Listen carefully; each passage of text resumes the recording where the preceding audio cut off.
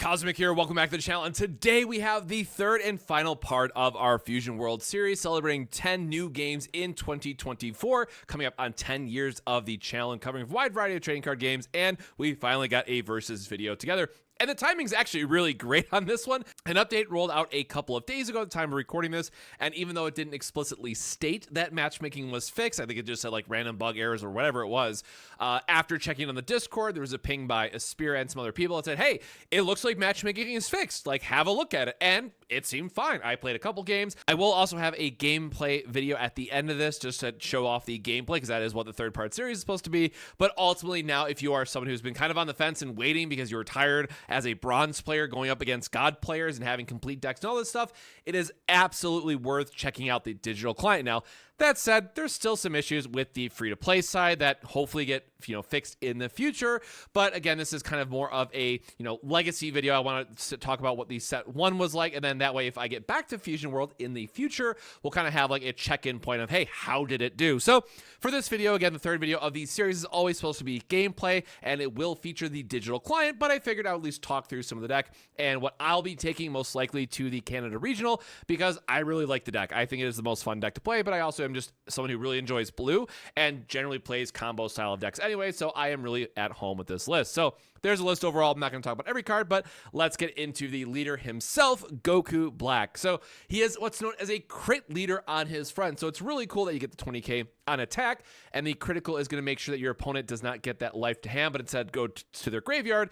But of course, then you're not drawing a card. So early on, the critical effect is very, very good at limiting your opponent's options, but you'll quickly realize that you run out of gas early unless you hit things like May and some of the other cards that can help you draw a little bit more. But why are we playing such a bad card on the front? Well, it's really about the flip side, or the awakened side of this ruler, that allows you to cheat in higher costed Goku Blacks by paying a cost. So yes, this is in theory, at its base level, a 2-card combo deck that then, because of the 6-drop, which we're going to talk about shortly, does lend itself that you're going to actually want a few more cards. However, even within set 1, because of how Dragon Ball as a game is designed, you do draw through significantly more of your deck in every single match compared to almost all set ones ever for trading card games.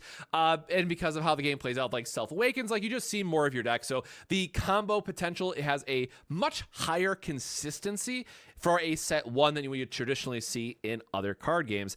That said, there are ways to play around it, like not attacking your opponent down to 4 so they can't freely awaken, and then put them on a Self Awakener. Not going to get too much into the specifics of the kind of outplaying mechanics of it, but just so you know, it's not just all, get to turn 4, slam down the Goku Black and win. There's actually a lot more that goes into the game, and it is by a complexity of skill payoff game. It is Bandai's best game overall, because again, there's no like random RNG in the life burst or anything like that, like in One Piece. And because of that consistency, you're able to get the actionable game plan every single time. So that is the leader out of the way. Let's talk about why we are playing this. And also, the SPR version is absolutely gorgeous, but we have the big 6-drop Goku Black, which again, because of the leader mechanic, you get to play it out for 4. And then what's really nice is that on play, you get a cost 4 or less from your drop to your hand. Now, important to note that this is just any card cost 4 or less, which narrowly can come up, but at least in my time with testing this, generally you want to guard with the Goku Black early so you don't go below 4 life. It's a 10k block.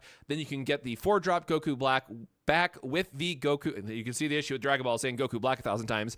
The 6 cost allows you to play it, get the 4 costs back, attack with a 6 cost, and then put the 4 costs into play, which is then a 30k attacker. Generally speaking, if you played One Piece, the magical breakpoint for that game is 7k attacking, and in Dragon Ball, the magical breakpoint is 40k. So it's very easy that you're able to apply this pressure. The 6 cost kind of does it himself. You really don't need to add any more on top of that. And then with a single 10k combo, you can get these other 2 cards up there. The other 4-drop we're playing is Vegeta for, again, the critical effect right here you can see, which is very good against those other decks. Now, I will say overall, in my testing, your red and yellow matchups are actually not, or sorry, red and green matchups are not that bad. They're actually very winnable. The one that is going to cause you some trouble is yellow, so that is something to look out for. We are having a couple tech choices in this list in particular, understanding that that matchup is terrible. So we talked about the combo pieces. How do we get there? Now, the one thing I had to talk about was Trunks. that is right here is known as the Self-Awakener. So on play, you get to add a life from your card from your life to your hand, which again, it's good to get that extra draw. It also bounces something for you, which is really important to like the coolers in general 4 and 5 drops that your yellow opponent is going to be playing. And it can be played off Goku Black 6 drop, which means you get to surprise your opponent, get that bounce effect before they can even block with it, and guarantee that your 40k is going to swing through for damage. So while the 20k is not that exciting, and while I really wish this was a 2 cost, even if it then only bounced 4 or less, it would have been so much better. This card is still a staple that we're going to see in the blue package time and time again, that I'm really curious to see what other support this gets in set 2. The other 2 cards really worth mentioning here are Pilaf, which is a 1-drop that can combo for 10k, and of course get back a 1-drop Earthling. So surprise, it can combo with itself in the sense that you guard with a Pilaf for hand, for example, play the 1-drop, get the 1-drop back from your graveyard that you just guarded with, and just continue that loop off. And because in this game you can combo with stuff on field like you'll see in the video, this is also then something that can be used very, very efficiently as a attack addition. As we just mentioned, we want to get to 10k on a lot of those earlier threats that we're playing. And then May Future, just truly the best card that blue has right now, being able to give you a double Self-Awaken, getting to draw those 2 cards, as well as rewarding itself for a bounce effect if you can combo it off with Trunks. Now, all things considered, unless you're playing a few other cards that may affect to draw extra cards, won't come up all that much, but it is still the best 1-drop that we have in blue, and one of the best cards, period, that we have in blue, because you get that Self-Awaken effect and does have some other payoff with it. So again, your turn 1s are going to be very focused around getting this card, finding the Self-Awaken, and quickly getting into your Goku Black combos. Now for the events or extras or spells, or again, in this game, they're called extras, but your one-time use effect cards, we have a couple here that I'll just talk about at a high level. Gallic Gun is the staple. It is a 15k bonus that also replaces itself. This thing is so important to have for either your leader attacks to bump it up to 35k very easily, and then one of those 5ks you played earlier makes it a 40k, and then similarly with your 30ks that you're attacking with, you want a single card to bump them up to 45k, which then makes sure that that damage is going to get through, or your opponent has to lose a lot of cards out of hand. The 2 other interesting ones, Sinister Shadows. This has been my absolute GOAT forever against the green matchup. Every time I play it, I win on turn 5. It is just that good. Yes, there are some times where you oopsies draw into another 1-drop Samasu and another Goku Black, so you can just play out that combo on 5 energy. But for a lot of the ways that this deck is lined up, you do your big combo on 4 energy, your 5 energy turn, it's a Sinister Shadows, and then you still have the resources open for like a Gallic Gun and Pilaf combo, which is going to give you that extra 15 or 20k combo that you really need to make sure those other attacks are really pressuring your opponent's hand. So again, I really want to stress that this is lining up itself very well to you have to do the thing on 4 energy so you can make that big play on 5 energy turns, but of course it doesn't always work out that way. And then the other card, which I've included as one because I have just been so sick and tired of seeing all the blockers out of yellow, is Sinister Sickle, which against yellow is great. It is how you absolutely guarantee you can get those extra couple, threaten the damage off of your opponent. But in every other matchup, it is terrible. So it is a, 0 to 1 of a lot of times, but it ultimately just comes down to how much yellow you're expecting and where you think the format is going to go from there. So again, for me, Sinister Shadows, I know this one is a part of, contention for how people are building it, but I think it's been absolutely wonderful in closing out green games. Like every time I have it on 5, I win the game by a mile against green. Like they have no shot of coming back. And then Gallic Gun is just an MVP. You should already be playing 3 to 4 copies of this. I had 4 originally. I've cut back to 3, and I put in the extra Sinister Sickle, but, test it out and see where you want to be with it. The last card, of course, is going to be the 5-drop Vegeta. As I mentioned, there are going to be some other turns where it's just like, hey, I have 5, and I didn't get my event cards. I need something that's going to have a really big impact, and a lot of times you will want this to be kind of your really ideal finisher because you can pressure your opponent to 2 life pretty quickly. And then you can just go in an all-in combo on this double strike because it has a 35k base. And again, especially against yellow, hopefully I've made that part clear enough, you want to get rid of that cooler or problematic blocker that they're going to have, and Vegeta does do both of that for you quite well. Again, against green and a lot of times red, because they're going to be playing their 5 drops instead, unless you can catch them lacking with the 4-drop secret rare, right? This one doesn't line up too well into those other matchups, but again, with how the game flows and how good double strike is, this is definitely a card that you're going to want to be playing anyways, because you can take that 2 life at once is a very, very strong play in this game. So With that, here's again a quick look at the list overall, and I'm going to have a gameplay of the digital client here right at the end, but I just again wanted to stress that this is all part of the coming up on 10-year celebration, I should say, of covering TCGs on YouTube. At least for locals, unfortunately, the game really didn't catch on as much as I would have liked, and the digital client from a, playability perspective, I think, is there, but I'm personally really excited for Worlds Beyond. So I think, at least for me, this will be a short pause on Fusion World content and kind of what I get to play until either it picks back up, or maybe with set 2 there'll be more product available and players can come back to the store and celebrate the game. But with that, my friends, let's get into the gameplay just after this. But until then, stay safe, stay hydrated, and hopefully see you in the next video. Now let's get into the gameplay.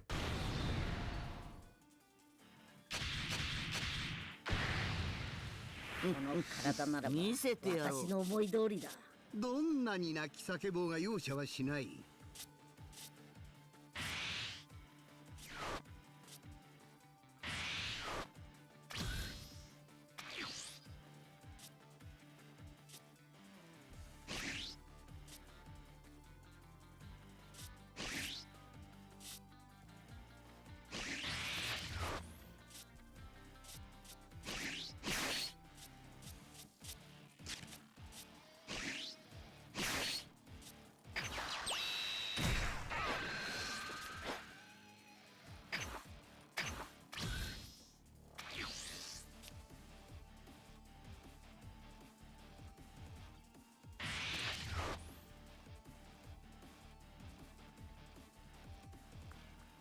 身の程を知るがいい。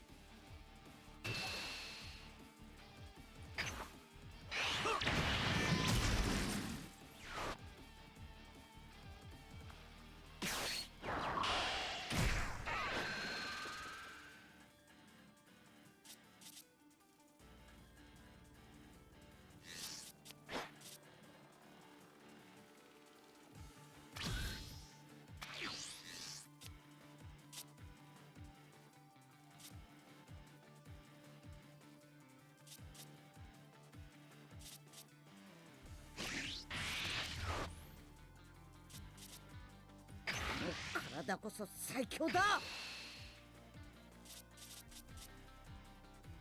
逃がさん。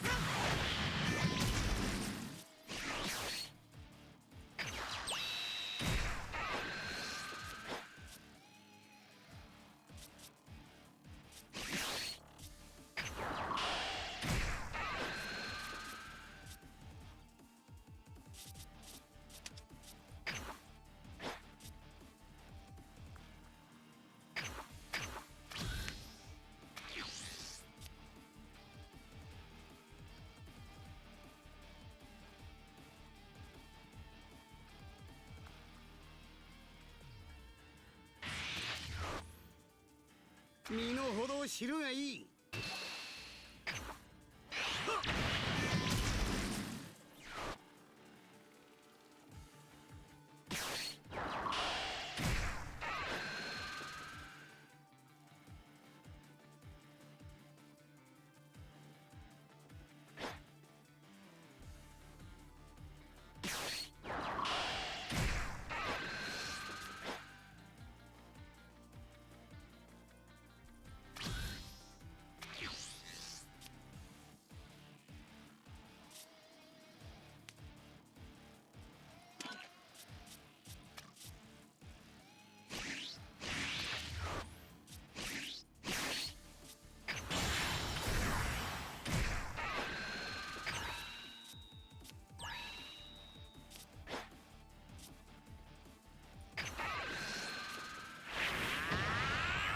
どうだ、美しいだろう。こ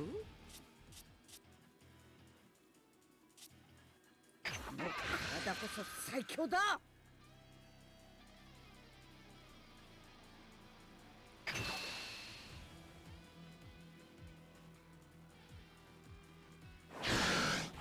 う逃がしはしない。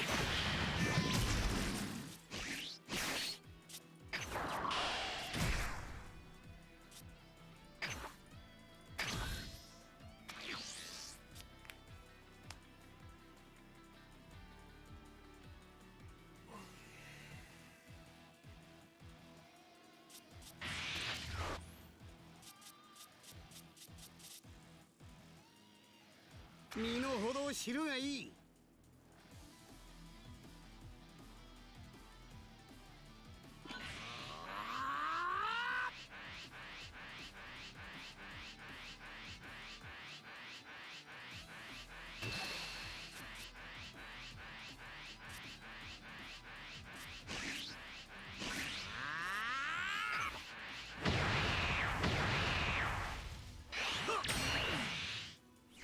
この程度か。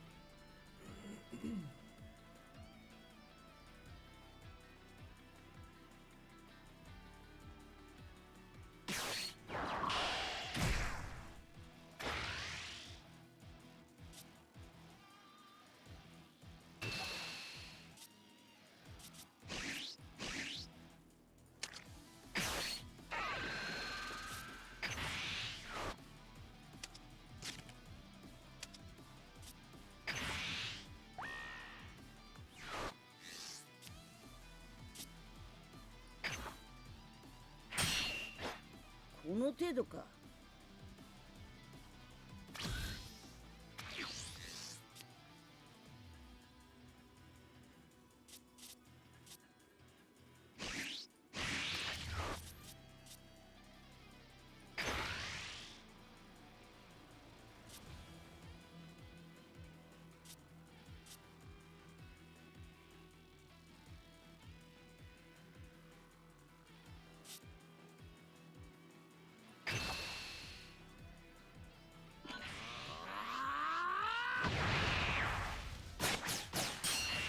こんなものか。覚悟はいいな。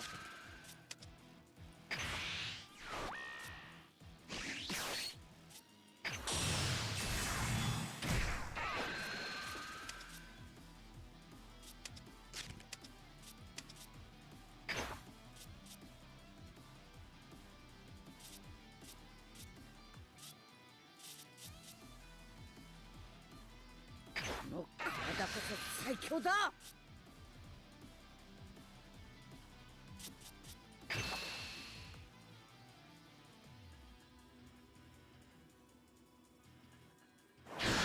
もう逃がしはしない。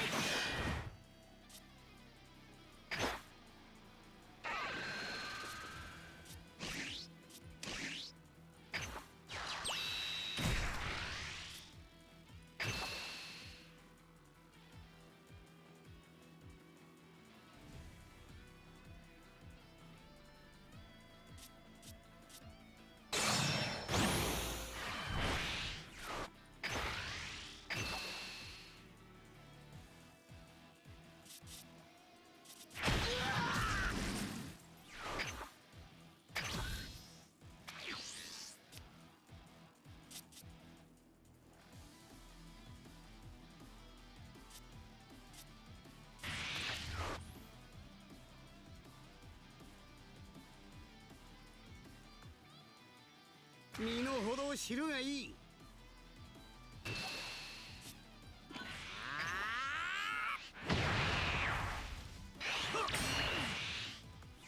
この程度か。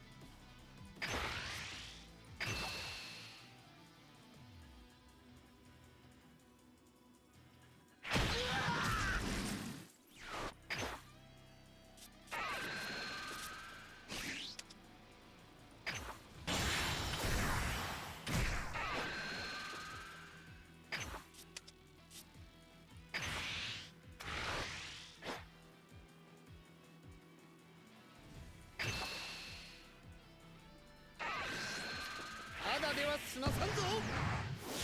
さあ始めようか。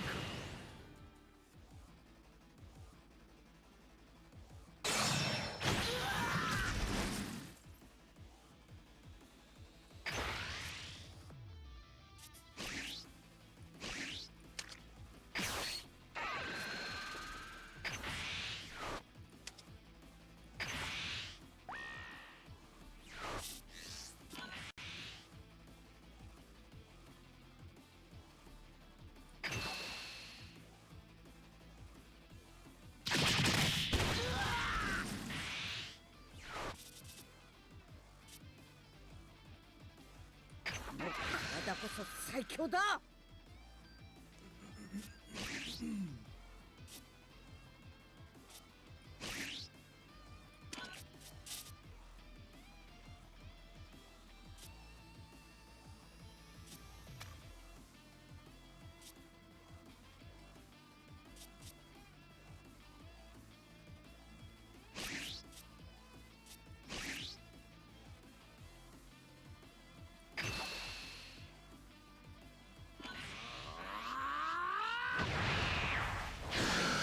もう逃がしはしない。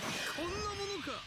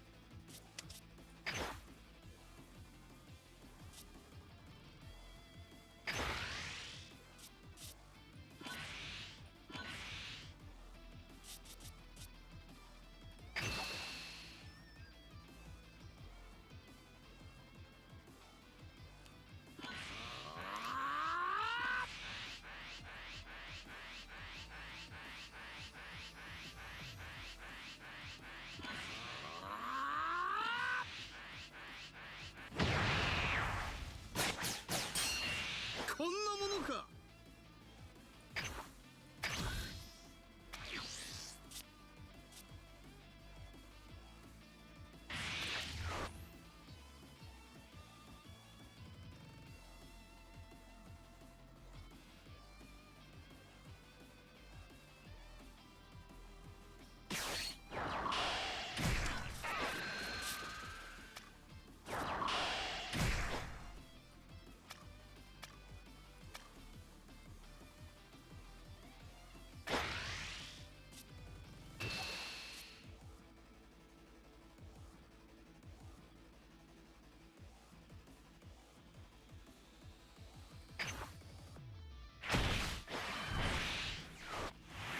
平和な世界の実現にお前たちは不要だ。